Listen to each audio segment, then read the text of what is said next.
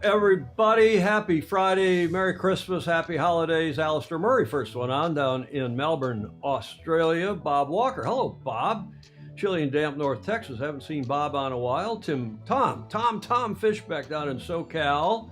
Gordon Smith in Denmark. Hi, Gordon. Pedro Foiling Sailor is on in Oz as we get this one across the starting line. Welcome.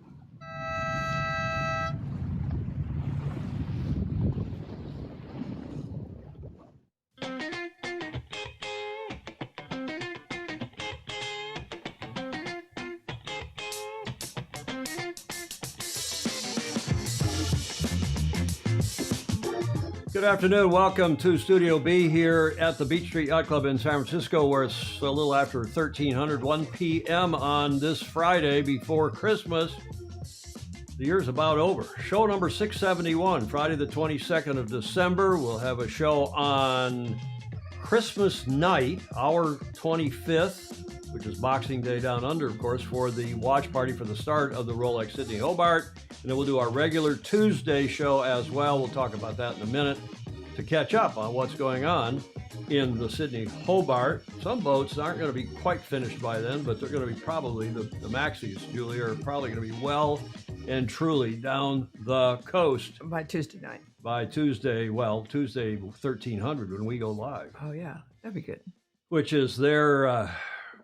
that's Boxing about Day. Only about 12 hours into their race. It's it's the day after Boxing Day. Yeah. So I trust you're well. I am. Any hot tips? I'm looking forward to great positive news for everybody. I hope so. Boy, that would be nice.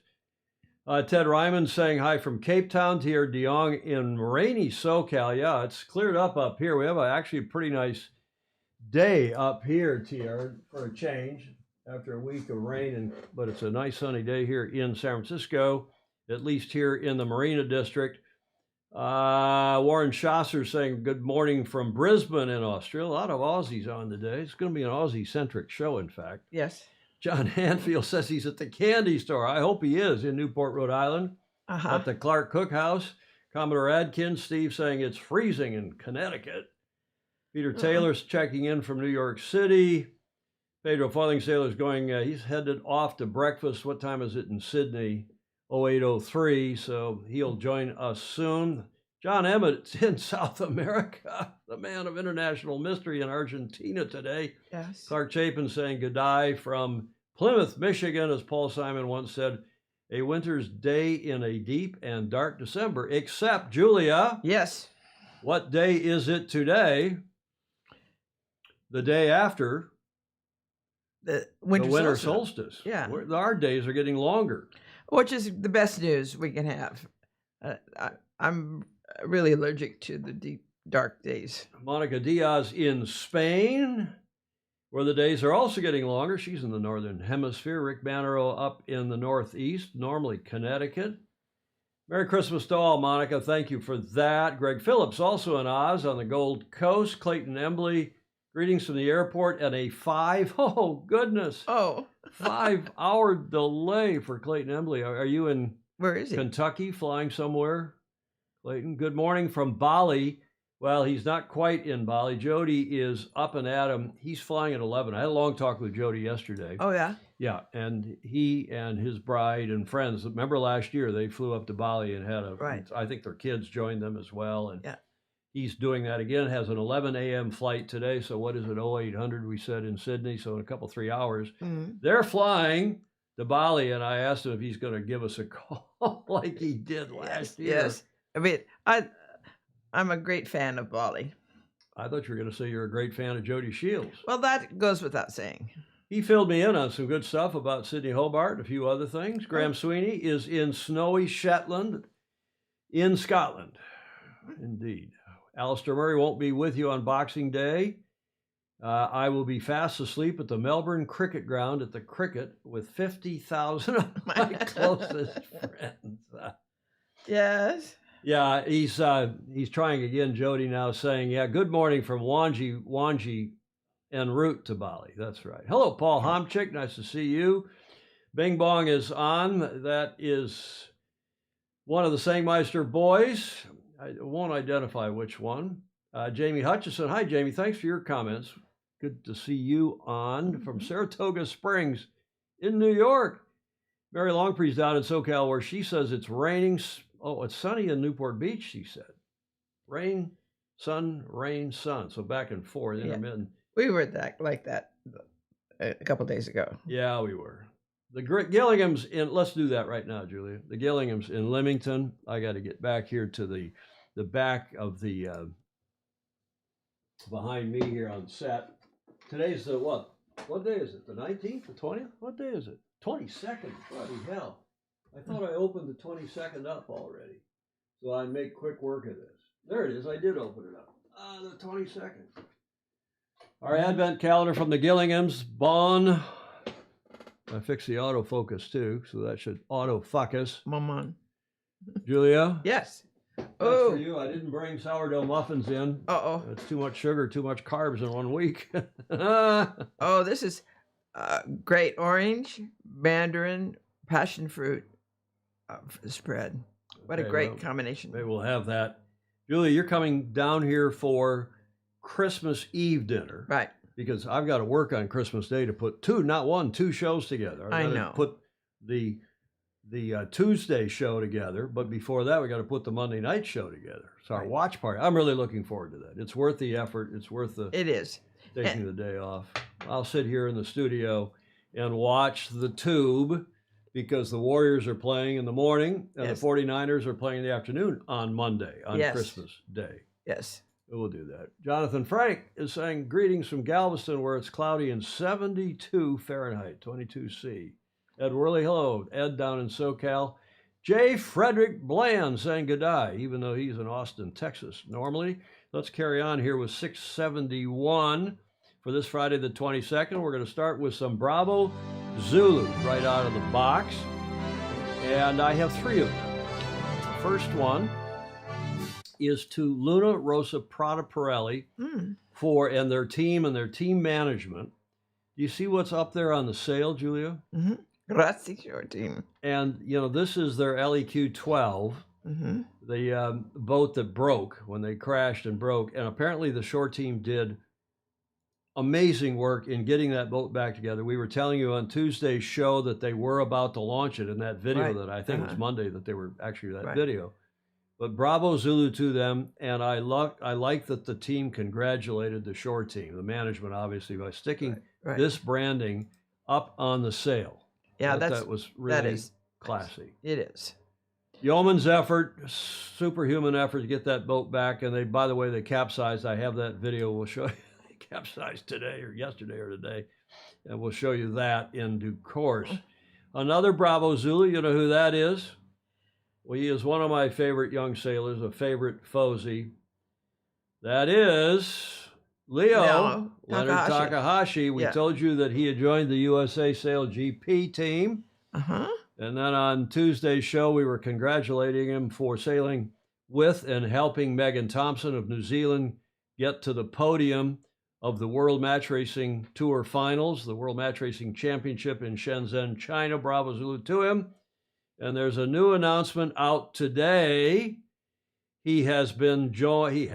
He's been asked to join the Emirates Team New Zealand Youth America's Cup team. They announced both the youth team and the women's team today. Oh, good. Bravo Zulu to Leo. That's great. Of course, is Japanese origin, but his mom's Japanese, dad is Kiwi. They live in Auckland.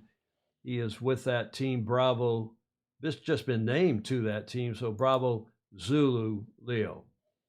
And I have one more, Bravo Zulu. I said we had 3. We do, in fact, have 3. We told you on Tuesday about the various parades, including the granddaddy or the grandmammy of them all, the 115th Newport Beach Christmas Boat Parade, which took place last week.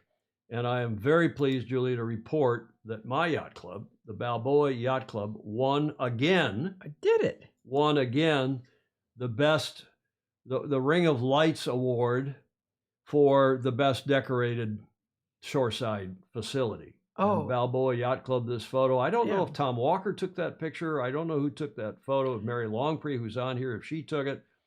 there is the I guess the race committee boat out front, or one of the club boats, but you can see what a great job the club has done again. They did. Getting themselves lit. And the winner, the guy who deserves the credit, excuse me, is my good friend Brian Marshall, who is the facilities and waterfront director at BYC. Terrific guy. Is such a help to me when we do the Governor's Cup down there. He has to run Ethernet cables to me. He has to get the tent for our little tech set facility set up. He does so much, always cheerfully, always on time.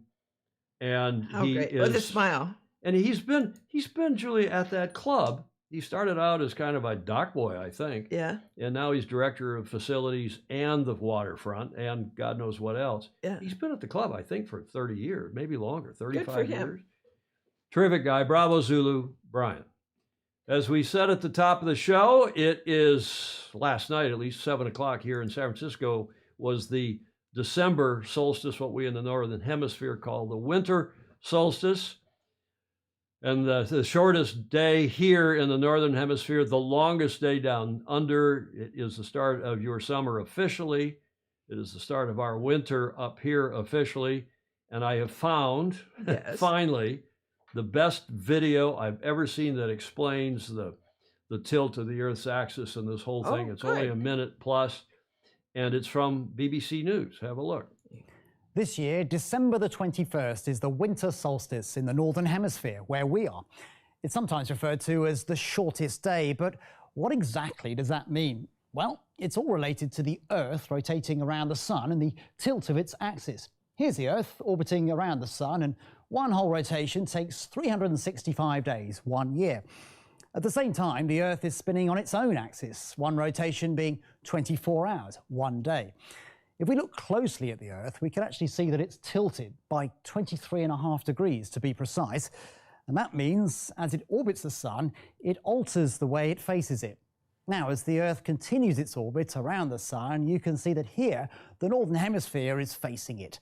This would be during its summer. We can see the line created by the Sun approaching the UK. This is sunrise, and on June the 21st in the UK, it takes about 16 hours from when it rises to when it sets. It's also worth noting that the Arctic is in sunlight all day, whilst the Antarctic is in darkness all day. Now, if we follow the Earth around to the opposite side of its orbit, we're now in winter in the Northern Hemisphere. It's now tilting away from the Sun. If we look at the sunrise and sunset on December the 21st, it now only takes around 8 hours.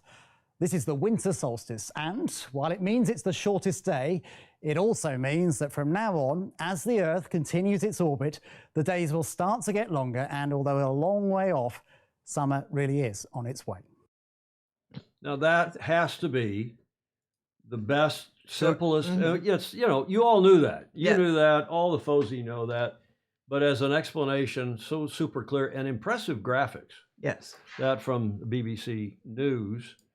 I just found it online this morning. Not exactly to scale, methinks, Rick Banderow was saying. But Rick, as a photographer, you've got to be impressed with those graphics. Julie, were you? Yes, but I was also impressed with his speaking voice. Well, he's a Brit. Well, yeah. You're like my late great mother. You're impressed with everything British. Look at him. Yes. He's a handsome chap. He is. Okay, Groover, and back and forth. So thanks to BBC News. Thanks to all of you who support us. We always put this plea in at the top of the show. Do come help us. Those of you who already are doing so, many, many, many thanks. Patreon.com/join/Sailing Illustrated. Give us a few bucks a month. It does indeed keep us on the air. Our holiday schedule, as we've been telling you now for a couple of shows, we will have today our regular show. We're well into it now, 15 minutes or so. And then on Monday night, a special show, our annual watch party. We've been doing this, 4 years? Show number 672, and that's at 17:30 Pacific. So half an hour before the race starts at Down Under on their Boxing Day at 1 p.m. Sydney time, 1300 Sydney time. And that is at 01:30 on your Monday morning in Europe on sorry, your Tuesday morning in Europe, UTC. Rolex Sydney Hobart race start, our annual watch party. And then on Tuesday, our Tuesday the 26th, our regular show number 673 at the normal time, 1300 Pacific, 2100 UTC, and we will catch up with what is going on in the Rolex Sydney Hobart yacht race. And I see just coming on now is World on Water's Jeff Waller, who's been telling me about this live stream that Law Connect, the Super Maxi, is going to have, Julia. And they last year tried to do it, but their technical was not very good. Yeah. And when they got offshore, it broke up. But they are, this year, one hears authoritatively that they have Elon Musk's Starlink system on the boat, and they are going to be able to live stream, in theory at least, and they've tested it. They haven't tested it. I probably haven't tested it offshore, or at least not very far offshore, but they should be live streaming a signal, several cameras switching between. Guy in the nav station's going to be busy. Off Law Connect for the entire race down to Hobart. And available online. And they will be streaming it on their website. They have a Law Connect, I was looking at it this morning, YouTube channel. We will pick some of that up as well, on and off through the week, and including and especially on our Tuesday show. Back to the schedule, our regular Tuesday show, 673. Thanks, Jeff Waller, for helping tee that up and filling me in about that. And then, of course, on Friday next, a week from today, we will do no show, because I'm gone. I'm out of the city. I'm going away for a few days, and no show on the following Tuesday. We, Julia, are going to take what I hope the Fozy think is a well-deserved long weekend off. Maybe you will, but I'm going to be busy doing a party at the club. Oh, you are? Well, that's right. You got to host the no-host party over there. You got to help host that on New Year's Day. That's a good function. I'm sorry to miss that. Yeah. Scallywag is working on live streaming also. Okay, that's interesting. Thank you, Jeff Waller, World on Water. Can you roam with Starlink? Gordon, I think what you mean by that is they're going to be out on the water, going up to, by using Starlink, up to a satellite, which then will come back down somewhere, wherever they're sending their Starlink signal to, somebody on the ground at an Earth station, then wherever they're, it'll go to their YouTube channel. And that YouTube channel will be viewable anywhere in the world on the internet, is how I understand it. And if I don't have that right, Jeff Waller, please put a comment in and I'll read it to make that correct. Bing Bong wants to know if we are doing a Rose Bowl show, Julia.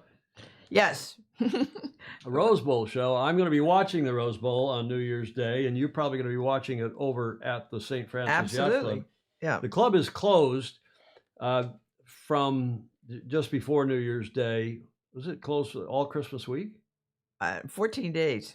And then it doesn't open up again until the annual meeting in mid-January. Right.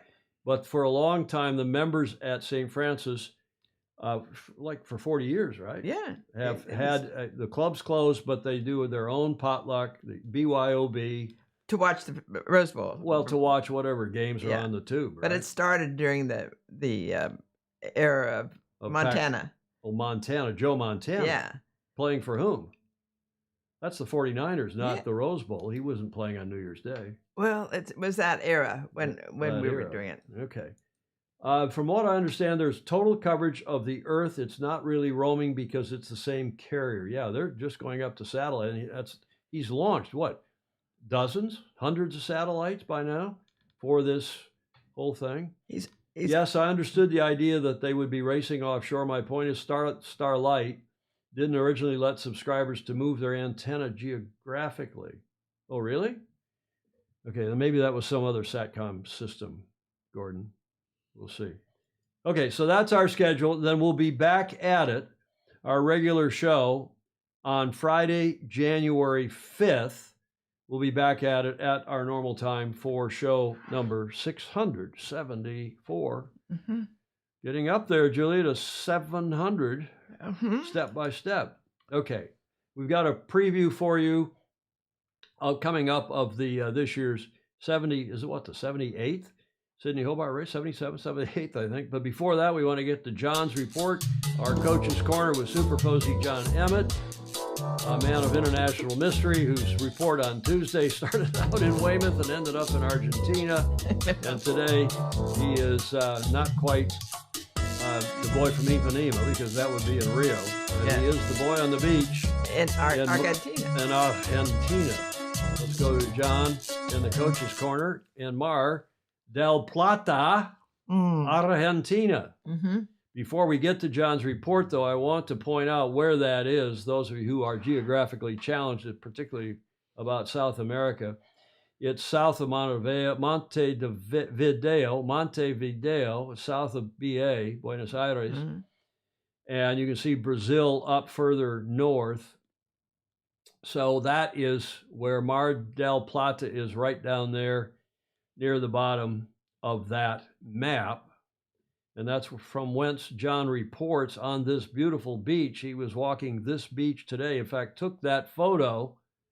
And there is the photo credit. And here's John's report. Hi, Tom, Julia, and all the Fosey. You join me after second day of racing here in Mar del Plata. I'm just going for a bit of a scenic walk back home along the beach and making the most of the really nice weather. So I want to talk a little bit about event preparation, because a lot of the coaching cliches we have, time on the water, getting to know a venue, are very, very important. I mean, it's not just the sailing, but generally feeling at home. And here the sailing, especially for myself, it's very different. We have Portland Harbor, which is cold, flat water, very little current. And the reason I say it's cold is that makes a big difference to the wind stability we have this time of year. And in Mar del Plata, we have a lot of swell. For those people who know about Ilkas, that's very different in the feel, and probably going to be doing quite a few friction pads as it goes.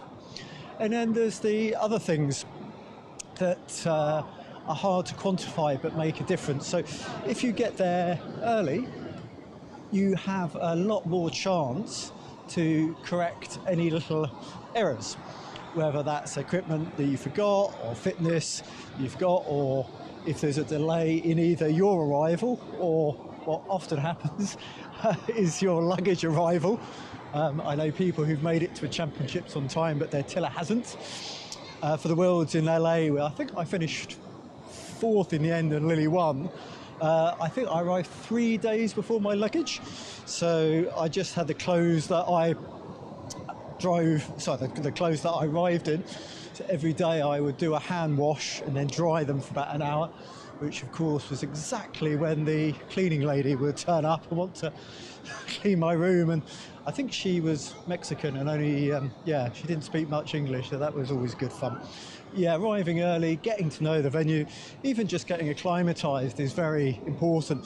And if you do make a few little mistakes, well, you have time to correct them.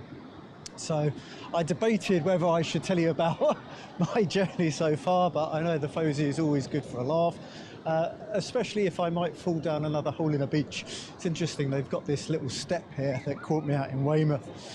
But yeah, routines are very important to success. And one of my routines in the UK is to look at having eggs nearly every morning. Very good source of protein. Oh, we have some people waving at me on the beach. Hello. Hola. I'll say one. Can you see yourselves? I'm from England. If you wave, you're on the camera now. I'll say Argentinian people are very friendly. I'm from the UK. Yeah, that's probably the first time that's happened on a Sailing Illustrated, so I'll keep that in and try and regain my my thought. But yeah, just getting somewhere early is very important. And I was just about to talk to you about eating eggs, which I think is a very good source of protein and also healthy fats. I mean, everything's to be put in context. You need, oh crikey, there's footballs here. where possible, to get the organic woodland roaming, because there's a very big difference in the type of bird that's stuck in cages laying eggs and one that's free to run around and eat insects and have lots of exercise like the birds originally would have done in the wild. And in the UK, we're pretty lucky. So I think I normally have 3-4 eggs a day and maybe a little bit slightly runny yolk. So arrived in Argentina, did the same, didn't really think. And yeah, I quite successfully gave myself food poisoning. And this is something that I obviously know about. In fact, before the 2000 Olympics, about half the British sailing team went down in Palma because they all had the same runny scrambled egg, and you would have thought you learnt the lesson. But the good news, big picture, not actually racing till next year, which sounds a long way away, so absolutely no problem to recover. But I can honestly say it's one of the only times in my life I've had to pull my wetsuit down on the water and have a Jason Pollock, for lack of a better description. I sailed well off the race course, so I was lucky not to miss the start, but I still got a few sailors following me out. But yeah, all good. So just trying to recover a little bit in terms of rest, dehydration, a lot of sleep, and yeah, probably give the gym a miss for a few days.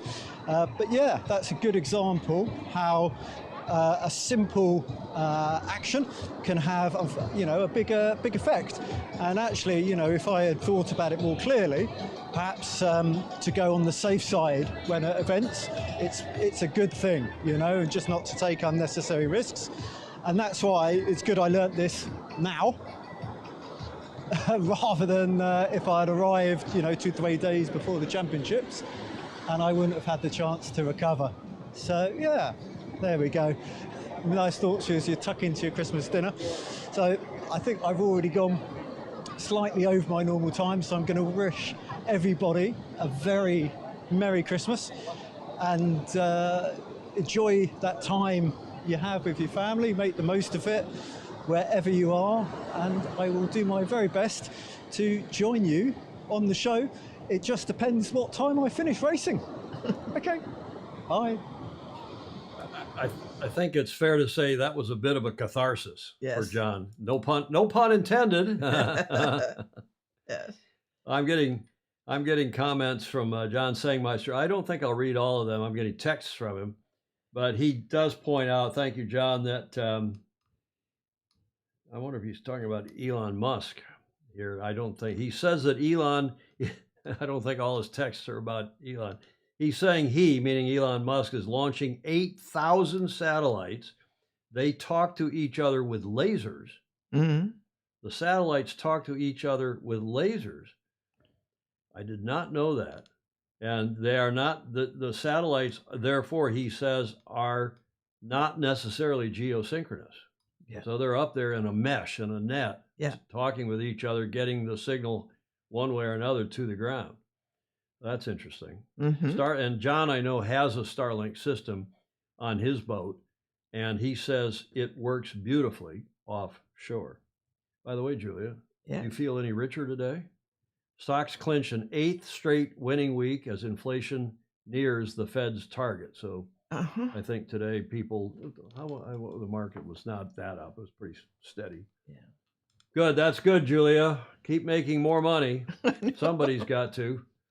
Before we all lose it. We've already got 100 messages. We're not even half an hour into the show. Mm-hmm. Alistair has just finished a gym session with Mara. He must be training up for the Laser Australian Laser Nationals and Laser Worlds. Taser Worlds. Good stuff. As John is getting tuned up. Yeah, I think Bing Bong is right. I'm not sure the Argentinians have, except those kids that are on the beach, they won't remember the Falkland War, Bing Bong. I don't think we'll remember that was back in when was that? It was Margaret Thatcher's era, right? That was a long time ago. Happy Christmas, John Emmett. Happy Christmas to all of you. And we're going to have Jonathan Frank explain to John Emmett that you do not ever travel without a roller bag, a carry-on bag that's got your, several changes of clothes in it, some underwear and T-shirts and socks. So as you all are saying, Gordon Smith, he doesn't have to wash his socks in his coffee pot in the hotel room. No. And then drink out of the coffee pot. Is that what Gordon is? John, take a roll-on bag and put, He's 3 got or his- 4 days worth of clothes in it. I never travel anywhere in the world with, in fact, unless I have to take technical gear, Yeah. I can go to New Zealand from Europe and never check a bag for years. Of course, might leave some stuff down there with a friend or something. Yeah. But at the end of the day, if you get there and discover you don't have what you need, you go to the store and buy it. That's exactly right. And otherwise, roll it onto the plane, and guess what? It never gets lost. And the other basic rule of packing is take half as many clothes and twice as much money. Yeah. And that's what Jody Shields was telling me when I was talking with him yesterday. He said, hey, mate, you know what you have to take when you go to Bali? He says, you take a handbag of, underwear and maybe a couple of T-shirts, and you take a briefcase or you take a suitcase full of money. Right. Especially if your wife, he says, wants to shop. John Emmett Sailing, get to the front of the fleet, taking us on a walk on the beach. And Don't Cry for Me, Argentina. Let's get to our preview of the race in a sec, but first, this day in history. Do you know, Julia, what happened on this day in history? 1882. They were waiting for America's Cup to start. No, that was 1851. That was 30 years earlier. Yeah. All right. And they'd already had the first and second defense. They'd already had the 1870 and 1871 defenses. Yeah. And maybe others. We need Hamish Ross on here to tell us about that. Here's your first clue. Any idea who this gentleman is? Johansson? Johnson. Johnson. Close. Hard to, that's apparently his penmanship. Okay, here's your second clue, his name. Edward H. Johnson, 1846 to 1917. Any idea? Mm-mm. The last Neanderthal stingray. Hi, Stingray. Okay, here's your second clue. You know who that is? Oh, I should. He's recognizable anyway. Where's David James when we need him? He's here. Is he? Yeah. I'm surprised he doesn't have this already. That is, on the left, is Thomas Edison. Alva Edison. Interesting. Bing Bong's got it. Well done. The first Christmas tree lights. And there is the tree. Aha. And apparently, Julia, Edison gets all the credit, but it was this guy that we're showing you, and I'll tell you more about him in a sec, but this guy Johnson is the person who hired Edison into his first inventor's job. And Edison sat there and worked all day and then slept in his chair and worked all night, and they knew he was a genius sitting there. Yeah. This guy Johnson hired him, and then Edison, when he started the Edison Electric Company, whatever it was called, hired Johnson, and he became one of Edison's top executives. And there is the tree that in that year was lit by this guy Johnson, who was by then working for Edison, and here is the full story. On the 22nd of December 1882, Edward H. Johnson became the first person to install electric lights on a Christmas tree. Edward Johnson was an inventor in his own right and had first met Thomas Edison in 1871. By the end of the decade, he had become one of Edison's most trusted business partners and was appointed vice president of the Edison Electric Light Company. At the time, Christmas trees were routinely decorated with small candles, but these were obviously a hazard, and there are numerous records of them causing devastating fires in people's homes. Meanwhile, Edison and his employees had worked to perfect the electric light bulb, which was first successfully demonstrated on December 31st, 1879, outside his Menlo Park laboratory in New Jersey. 3 years later, Johnson decided the time had come to replace the candles on his tree with electric lights. He arranged for 80 red, white and blue walnut-sized glass light bulbs to be hand-wired and placed around the large Christmas tree in his New York home on 5th Avenue. To make the installation even more impressive, the tree stood in Johnson's parlour on a rotating platform that was slowly moved thanks to an electric dynamo. Regarding Johnson's Christmas lights as nothing more than an Edison publicity stunt, the New York newspapers of the time ignored the press release. However, W.A. Crawford from the Detroit Post and Tribune was interested enough in the story to visit the house on the evening of the 22nd of December to see the effect for himself. Crawford's article described a most picturesque and uncanny aspect, brilliantly lighted. Nevertheless, it wasn't until 1884 that Johnson's electric Christmas lights caught the wider public's imagination, following an article in the New York Times. Okay, thanks to the History Pod, which Yes. I'd never heard of actually, but they do videos like that on each day of the year. And that was interesting, but this this guy gets all the credit. And I had this thing done up giving Edison the credit, and then I realized it was this guy, Mr. Johnson, Yep. who deserves the credit, and changed the story accordingly. Mhm. A lot of comments. And interesting, I thought Clark Chapin will agree, Joe Holtzman will agree, it was interesting that Detroit newspaper was the one that was curious, the Yes. engineering that was going on Yes. already in Detroit. And Stingray, they're asking if this guy's nickname was Big Johnson. No, I have it on authority. His name was Steel. His nickname was Steel Johnson, just FYI. Hmm. Okay, it's holiday time, and Jonathan Frank's in a good mood. So am I. Clark Chapin, nice lights, but an ugly tree. Which is also true, but never mind. But Julia, he also not only had the lights on the tree, but then he had the tree on his Fifth Avenue, Right. apparently on the window in his salon, so people could see it. Maybe not. Maybe people were invited up to see it. But at the time, people were so afraid of electricity. Yes. And of course, you look, that box was probably not the actual lights, that box that was in that video, but probably representative of the type of light bulbs and the wiring at that time. Yeah. And, geez, you'd think that was more dangerous than the candles, or at least as dangerous. Yeah, I would think so. So No, I think it's really wonderful. I can understand why people were reluctant to put the electric lights on the tree.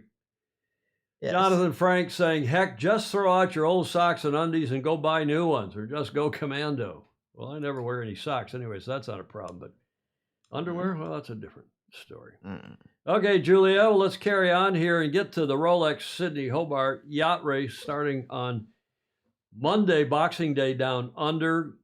Tuesday, Boxing Day down under, our Monday night, here, our Christmas night, when we will go live with the watch party. Let's watch the preview video from Rolex just out.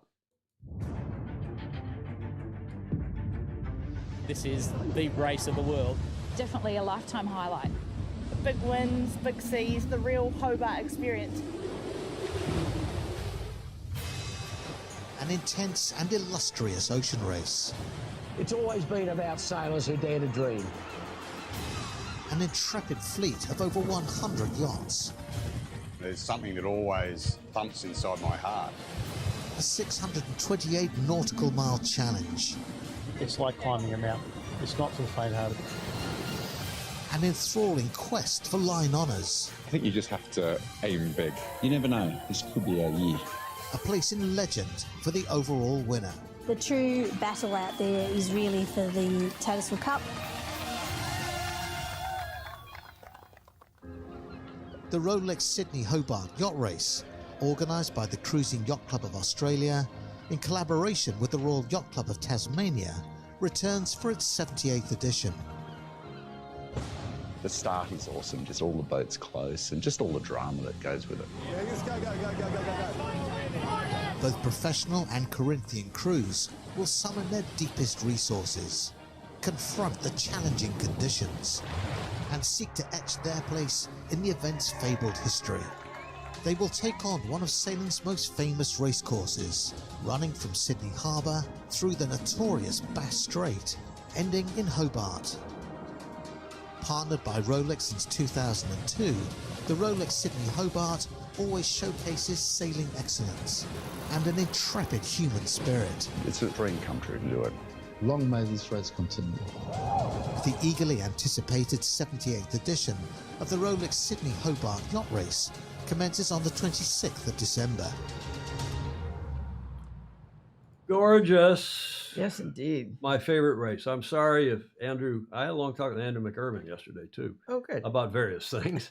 But if you are as fond of Rolex as Julia and I are for the support they give our sport, we'll give them a Bravo Zulu once again. Absolutely. And as much as we like the Fastnet and the Middle Sea Race and the Big Boat Series and the Bermuda Race and tell me what else, New York Yacht Club's Invitational Cup, this race, yes, on Boxing Day down under has got and it's been that way for a long time. I mean, it's been the race. 77 years, right? Yeah. Well, it's not been the race, but with the media coverage now, I mean, they have live television coverage, and they have had for years. They got the build up to it, and Rolex, of course, produces videos not just for this race, but for also other races, of course, which we happily air on here. No one does better video than Rolex. But this year, Harkin has commissioned introductions of some of the top boats and good videos. I'm going to now run 3 of them by way of this preview. Boats that should be in the hunt either for line honors or for handicap honors. And well, there's probably 7 or 8, maybe 9 of them online the YouTube channel, on the CYCA's YouTube channel. I've just plucked 3 of them. Yeah. Because they're each 3.5, 4 minutes long, and it would, it'd run the rest of the show if we did many more than that. But these 3 in particular, and the 3 boats that we're talking about in particular, I think all have a shot at one or the other, either line honors or the handicap IRC 1. So let's have a look at the first boat, which is Caro, C-A-R-O, which has been hugely successful. Max Klink's boat. Have a look. Oh, I forgot I put these titles on here. Sorry. Let's tour the Boateen 52 with skipper Max Klink before the 2023 Rolex Sydney to Hobart.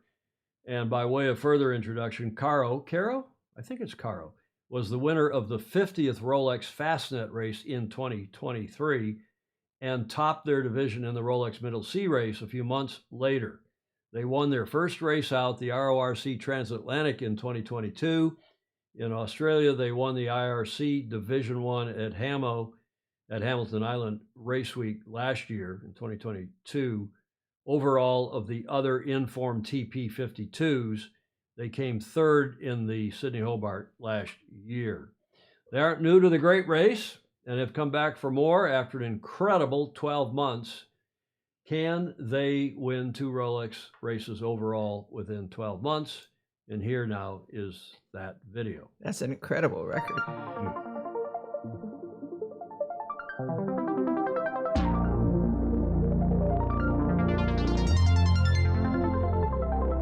Really happy being here back in Sydney and give it another try at the Hobart race.